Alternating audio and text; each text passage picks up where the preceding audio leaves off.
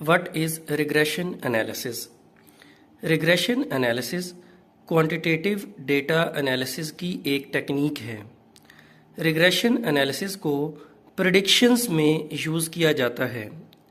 Historical या past data को use करके फ्यूचर को प्रेडिक्ट करने के लिए रिग्रेशन एनालिसिस को यूज़ किया जाता है, या एक वेरिएबल के दूसरे वेरिएबल के ऊपर इफ़ेक्ट को स्टडी करने के लिए रिग्रेशन एनालिसिस को यूज़ करते हैं। For example, impact of smoking on human health. Smoking का ह्यूमन हेल्थ के ऊपर क्या इफ़ेक्ट होता है।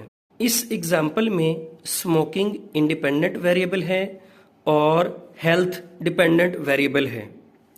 तो रिग्रेशन एनालिसिस को हम यूज़ करते हैं इंडिपेंडेंट वेरिएबल के डिपेंडेंट वेरिएबल के ऊपर इफ़ेक्ट को स्टडी करने के